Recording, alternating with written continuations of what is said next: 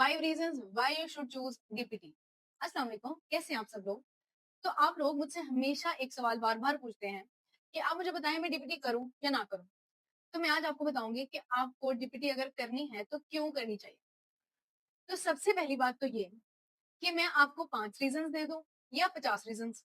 अगर आपको डीपीटी में इंटरेस्ट नहीं है तो आपको डीपीटी बिल्कुल भी नहीं करनी चाहिए। सबसे पहली और सबसे ज्यादा मेन चीज है आपका इंटरेस्ट।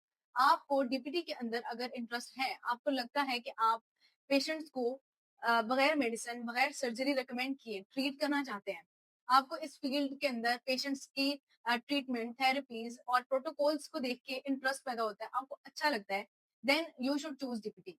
अदरवाइज अगर आप किसी के कहने पे, पेरेंट्स के कहने पे, फ्रेंड्स के कहने पे या मेरे कहने पे कहें कि भाई अफीफा ने कहा था कि आप डीपीटी कर लो तो मैंने इसलिए कर ली, तो आपने ऐसा बिल्कुल नहीं करना। अगर आपका इंटरेस्ट है तो आपको डीपीटी करनी चाहिए।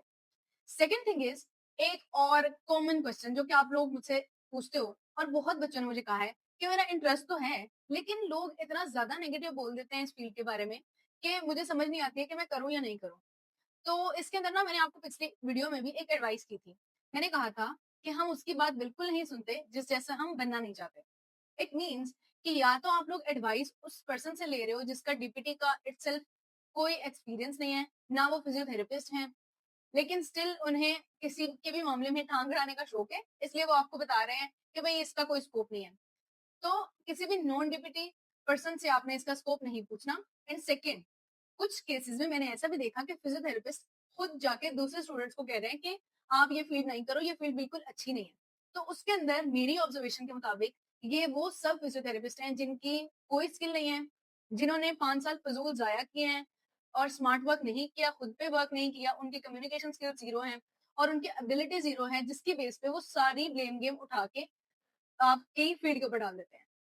जिस पर्सन की अपनी स्किल, अपनी कम्युनिकेशन स्किल, अपनी फिजियोथेरेपी की स्किल्स बेस्ट हैं, वो लोग अच्छा खासा पैसा भी कमा रहे हैं और काम भी कर रहे हैं, और वो कभी भी नहीं कहते हैं कि आप ये फील्ड नहीं करो और इसका कोई स्कोप नहीं है या जीरो है।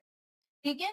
तो किसी से एडवाइस लेने से पहले आप सोच लिया करें, आप देख लिया करें कि उस पर्सन ने खुद क्या बिल्ड किया है, खुद क्या है वो जो आपको एडवाइस कर रहे हैं या आपको बता रहे हैं कि तुम ये करो और ये नहीं करो।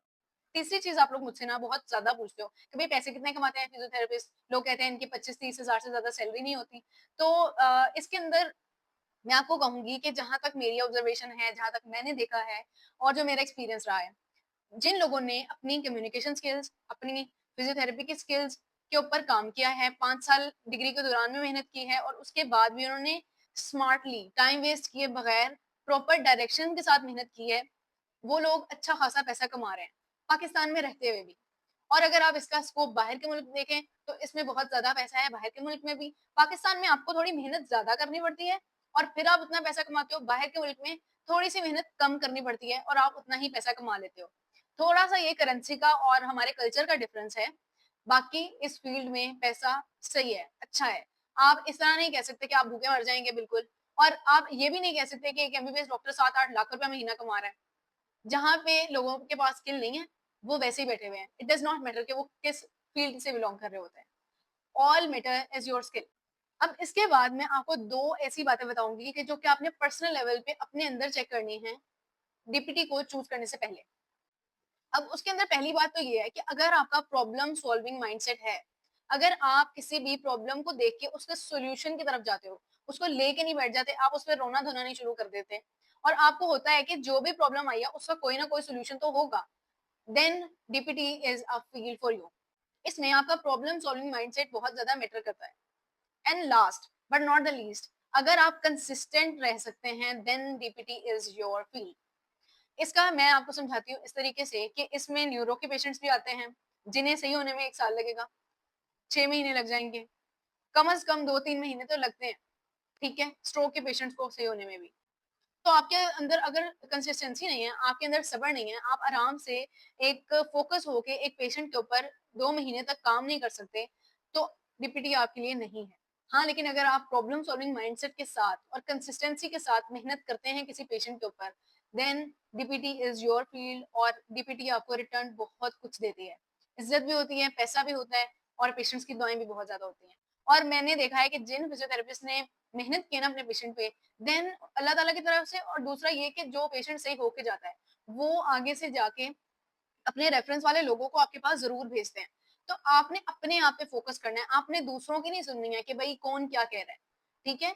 आप अगर एंटर हो चुके हैं डीपीटी में और शुरू में आपका इंटरेस्ट नहीं था, जैसा कि मेरा भी नहीं था, लेकिन अभी भी आपके पास टाइम है, आप अपनी इस फील्ड के बारे में सर्च करें, आप उसके ऊपर वर्क करें, आप जब स्किल ले लेंगे ना और आप पेशेंट को ठीक करेंगे, वो जो फीलिंग होगी, वो वर्थ इट है। और आपको वही फीलिंग आगे मूव करने में, आगे कंसिस्टेंटली काम करने में हेल्प करेगी।